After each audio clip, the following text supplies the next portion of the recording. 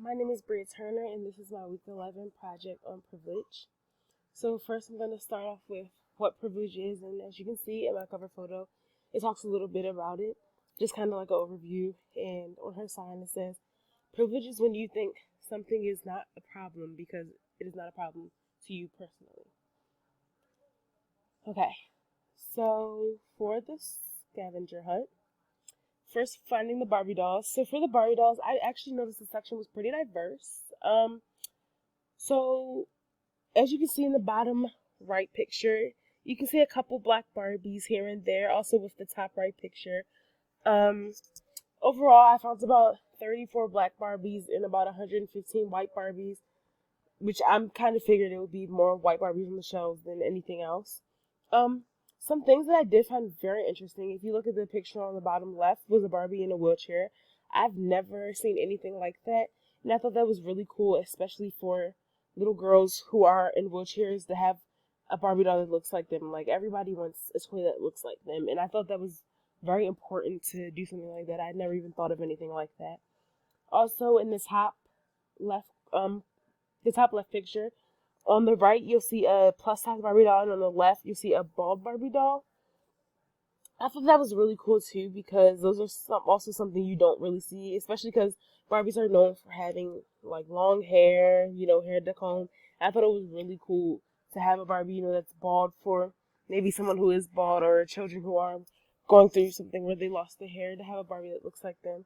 And I thought the plus size one was really cool because I'm plus size myself, and when I was younger, I was kind of chunky, so it would have been cool to see when I was younger for them to have plus size Barbies like that. Like, I thought that was really cool and really important. I think it's great for all children to have a doll that looks like them and not have to go to the store and just have to pick a white doll because that's all they have. For finding the holiday cards, I didn't find any holiday cards because of the season, but I did find bat mitzvah cards, and I thought that was really cool because I haven't ever seen like cards for that. Like, I feel like they usually have to get birthday cards, like just saying happy birthday, but they actually have cards specifically for that. So I thought that was interesting, and I thought that kind of was along the lines of like, since I couldn't find Hanukkah and Christmas and stuff, like I just thought the bat mitzvah would be a cool like replacement, kind of, to show that there's still some diversity in there. Okay, so for finding the anniversary and wedding cards for LGBT, I actually did find some hers to hers, like for happy anniversary. I see, like you see in the top left corner, in the top right corner, I found wife to wife. The bottom left, I found two grooms, and then two brides. So there is some diversity with that.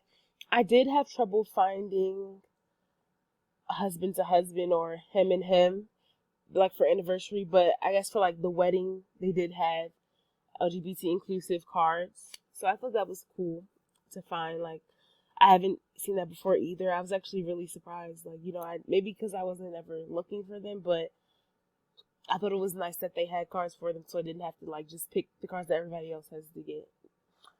Um, so for the signs featuring overweight individuals, I left out of I went to Target for my scavenger hunt, but this time was the first time I saw a plus size male.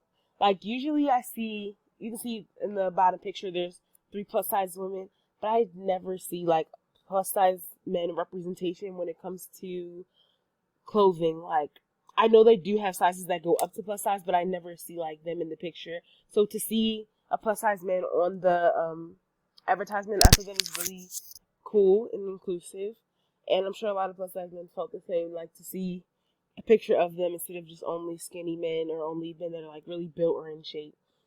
Um, yeah, for the plus size women, I also noticed with the sign, it was kind of diverse. Like, you see, it's like a black woman, and I think the other two are white women, but it still was, kind of different races in there. Um, for the section, I did notice it didn't have any name. Like, usually when I go in like stores to go shopping, like Forever 21, for example, you'll see like the big sign that says plus size section. Target didn't have anything that directly pushed you to the plus size section. You just saw like the mannequins. It was like plus size mannequins, and of course the big huge picture. So I guess that's kind of their sign, but it was like no specific name. Same with the men.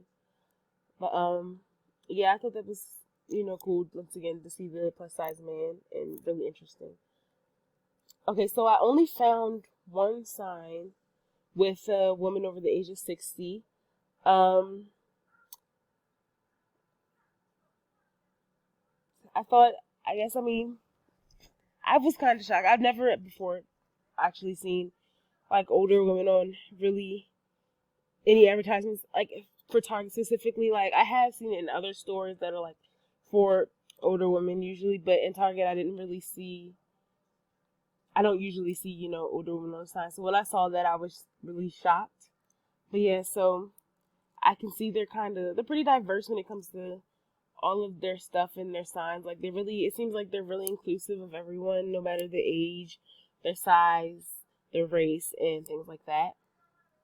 Okay, so for the picture frames, I saw, as you see on the bottom right, I saw an Asian family, which I thought was really cool. Like I don't know, I feel like I rarely see like Asian representation in things, or even Hispanic or Native American, which I couldn't find Native American or Hispanic, but I did find a black family and then a white family. On the bottom left, the picture is kind of diverse. It has like the friends. Well, I guess not that diverse because there's only one black friend and like everyone else is white, but it was, a little diversity.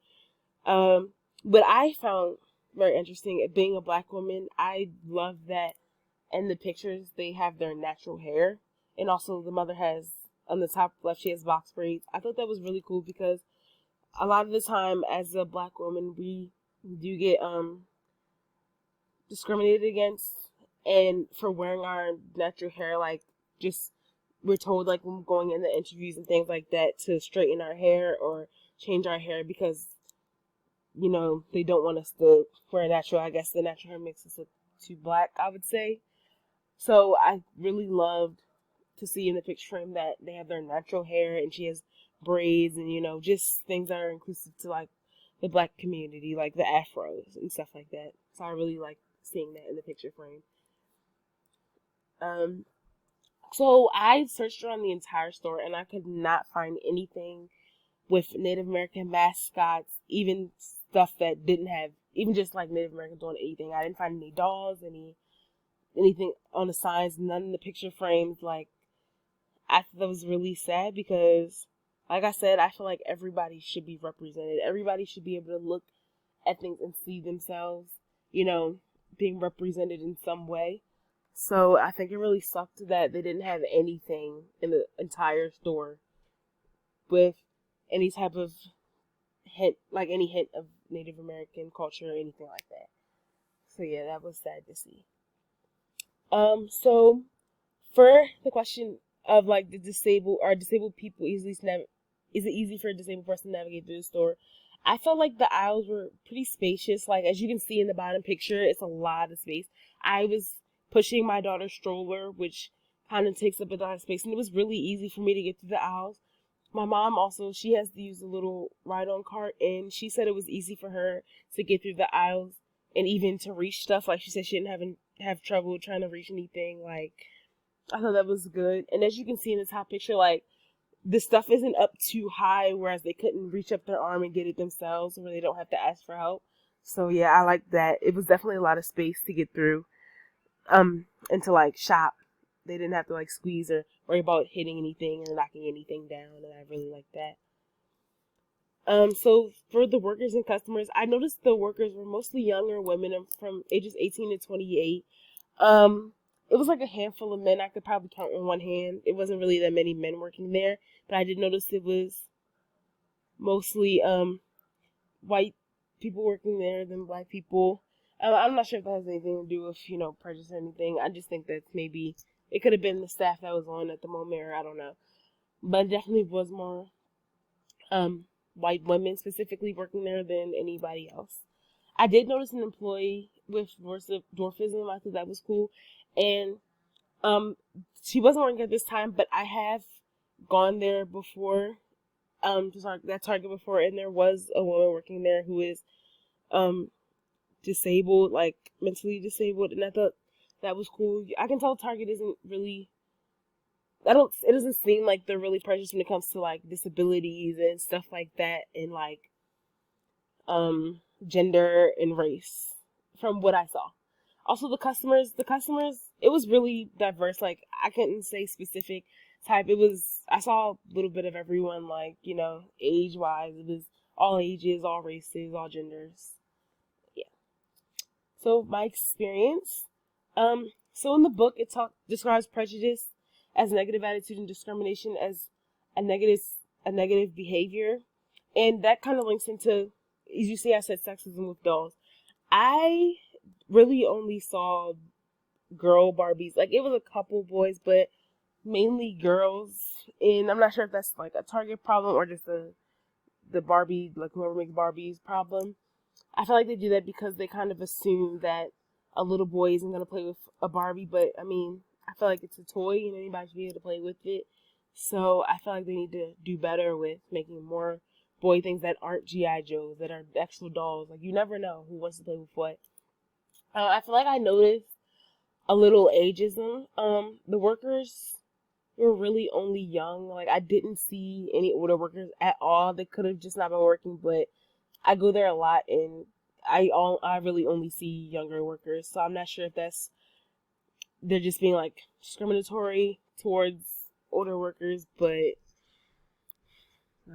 I would hope that's not the case. But when I go there, I really only see young workers. But oh sorry, the book also states that gay marriage support is increasing, and I did notice that with when I talked about with the cards and stuff. Um, like I said, there were a lot of hers and hers, his and his, like two grooms, two brides and stuff, and I really like that. Um, yes, I kind of noticed they're being more inclusive. And overall, I felt the employees were really nice and helpful. Like I was asked a lot if I needed help or anything.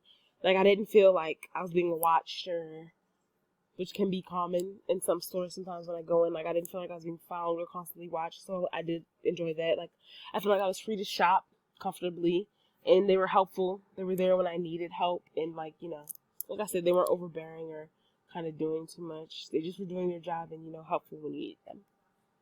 And this is my reference.